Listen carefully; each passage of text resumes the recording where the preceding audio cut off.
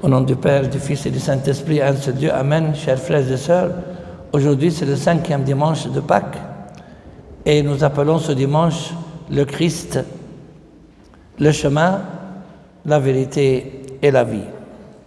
Il l'a dit dans l'évangile d'aujourd'hui, chapitre 14, l'évangile de Saint Jean, chapitre 14, il a dit « Je suis le chemin, la vérité et la vie ».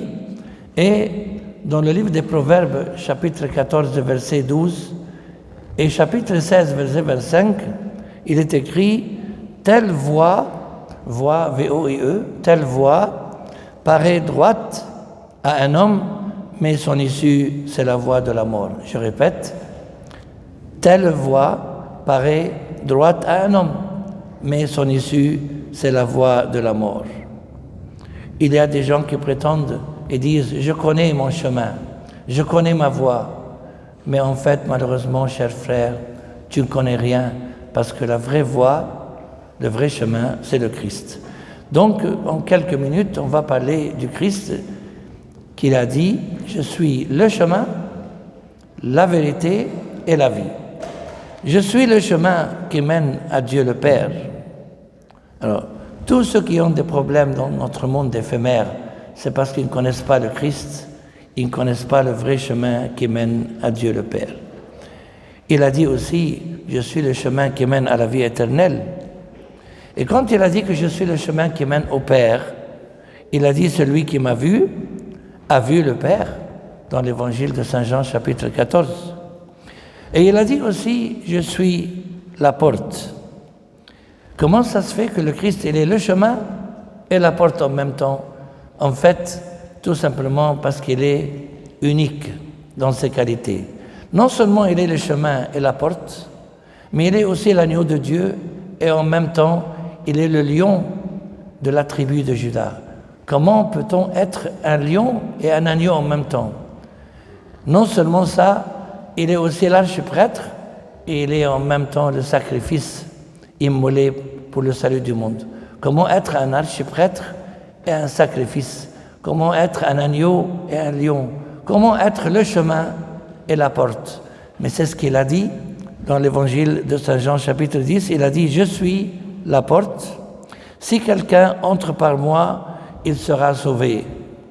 Il ira et viendra et trouvera de quoi se nourrir. » Et c'est la raison pour laquelle, au sein du Père, dans l'Est de l'Église, quand nous dirigeons nos prières vers le sein du Père, on ne met jamais une icône de Dieu le Père, parce qu'il n'y a pas d'icône de Dieu le Père, parce que le Christ l'a dit, « Croyez-moi, je suis dans le Père, et le Père, il est en moi. » Et c'est la raison pour laquelle on met l'icône du Christ assis sur son trône en tant que le Tout-Puissant, le Pantocrator en grec, et il représente son Père.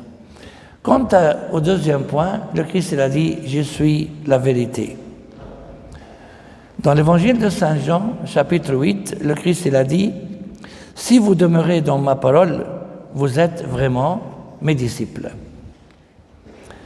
Vous connaîtrez la vérité et la vérité fera de vous des hommes. » Je répète, si vous demeurez dans ma parole, vous êtes vraiment mes disciples, vous connaîtrez la vérité et la vérité fera de vous des hommes.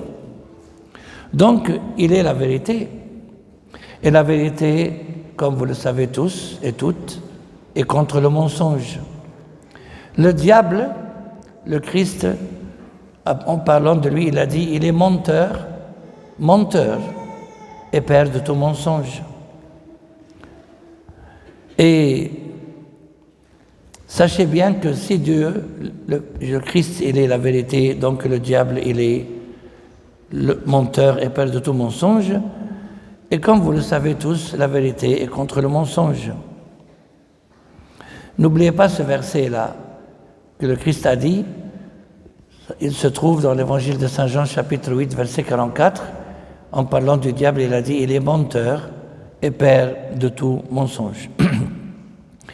Et il a dit aussi, en parlant du diable, il ne s'est pas tenu dans la vérité. Le diable ne s'est pas tenu dans la vérité parce qu'il n'y a pas en lui de vérité. Finalement, il a dit aussi que je suis la vie. Donc il est le chemin, la vérité et la vie. Et vous vous rappelez tous ce qu'il a dit à Marthe, la sœur de Lazare, quand il est allé pour ressusciter son frère, dans l'évangile de Saint Jean chapitre 11, il a dit « C'est moi qui suis la résurrection et la vie. Celui qui croit en moi vivra, même s'il meurt, et toute personne qui vit et croit en moi ne mourra jamais. » Ça veut dire ne mourra jamais éternellement. Et dans l'évangile de Saint Jean, vous connaissez tous, le premier chapitre, en parlant du Christ, il est écrit « En lui était la vie, et la vie était la lumière du monde. » Donc, Dieu, personnellement, il ne nous oblige pas à suivre son chemin, mais il nous propose de suivre le bon chemin pour notre bien. Et c'est ce qu'il a dit dans le livre du Deutéronome. Il a dit « Écoute, fils d'Adam, j'ai mis devant toi le bien et le mal, la mort et la vie. 3 petits points. Choisis la vie afin que tu vives. » Je répète, « Écoute, fils d'Adam, j'ai mis devant toi le bien et le mal, la mort et la vie.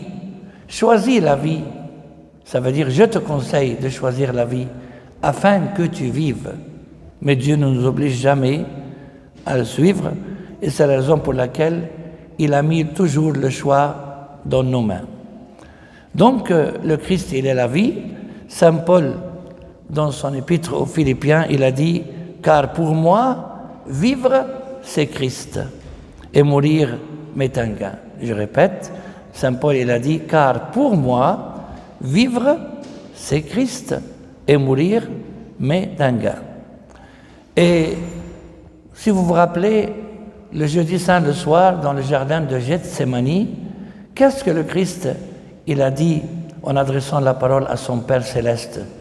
Il a résumé, imaginez-vous, il a résumé la vie éternelle en un verset dans l'évangile de Saint Jean chapitre 17. Il a dit « Or, la vie éternelle, c'est qu'ils te connaissent. » Il adresse sa parole à son Père céleste. « Or, la vie éternelle, c'est qu'ils te connaissent, toi le seul vrai Dieu, et celui que tu as envoyé, Jésus-Christ. » Si vous connaissez Dieu le Père, et celui qu'il a envoyé, ça veut dire le Christ, donc on a la vie éternelle. Bien sûr, en pratiquant les sacrements du baptême, du repentir, et de la confession et de l'Eucharistie. Et le Christ, il a dit à Marthe, le jour de la résurrection de son frère Lazare, dans l'évangile de Saint Jean chapitre 11, il lui a dit « Je suis la résurrection et la vie. Celui qui croit en moi, même s'il meurt, vivra, et quiconque vit et croit en moi ne mourra jamais. » Donc finalement, chers frères et sœurs, pourquoi avons-nous peur? Et de qui avons-nous peur si le Christ, il est le chemin, la vérité et la vie, et gloire à Dieu éternellement et à jamais. Amen.